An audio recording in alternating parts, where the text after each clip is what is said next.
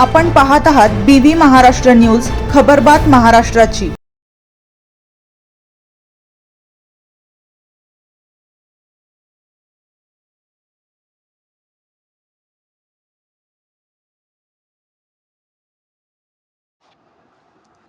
सटाणा शहरातील मारवाडी कॉलनीत रात्रीच्या वेळी घरफोडी, 5 लाखांचा ऐवज घेऊन केला पोबारा।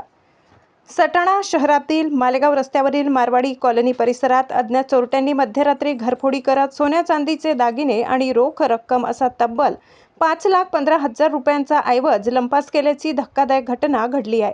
या घटनेमुळे परिसरात भीतीचे वातावरण निर्माण झाले असून नागरिकांमध्ये सुरक्षेचा प्रश्न ऐरणीवर आलाय।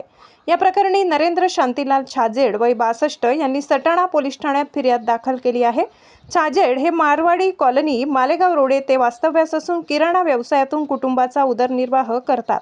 मिळालेल्या माहितीनुसार मंगळवारी रात्री कुटुंबीय जेवण आटोपून रात्री सुमारे 11:30 वाजेच्या सुमारास झोपले होते। पहाटे अंदाजे 3 ते 4 वाजेदरम्यान घरातील खिडकीचा आवाज आल्याने नरेंद्र छाजेड यांना जाग आली। त्यांनी घरात पाहणी केली असता कपाट, ड्रेसिंग टेबल, पलंगाचे ड्रॉवर उघडे असून संपूर्ण सामान अस्ताव्यस्त पडलेले दिसले। त्यानंतर पत्नी व मुलाला उठवून घराची तपासणी केली असता घरातील दागिने आणि रोख रक्कम चोरीस गेल्याचे उघड झाले।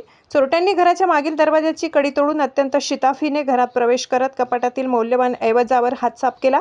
चोरीस गेलेल्या ऐवजात अंदाजे 3,50,000 रुपये किमतीच्या 4 सोन्याच्या बांगड्या, 55,000 रुपये किमतीच्या 3 सोन्याच्या अंगठ्या, 30,000 रुपये किमतीचे चांदीचे पैजण व जोडवे असे 80,000 रुपयांची रोख रक्कम असा एकूण 5,15,000 रुपयांचा मुद्देमाल असल्याचे फिर्यादीत नमूद करण्यात आले आहे। घटनेची माहिती मिळताच पोलीस निरीक्षक योगेश पाटील यांच्यासह पोलीस उपनिरीक्षक अमोल सूर्यवंशी व त्यांच्या सहकाऱ्यांनी घटनास्थळी धाव घेतली। यानंतर सटाणा पोलिसांनी पंचनामा केला। अज्ञात चोरट्यांविरुद्ध रात्रीची घरफोडी व चोरीचा गुन्हा दाखल करण्यात आला असून परिसरातील CCTV फुटेज, संशयित हालचाली आणि तांत्रिक तपासाच्या आधारे पोलिसांकडून चोरट्यांचा शोध सुरू आहे।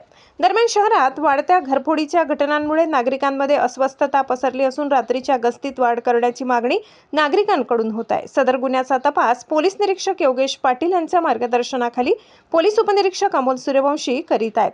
BV न्यूज महाराष्ट्रासाठी संतोष जाधव।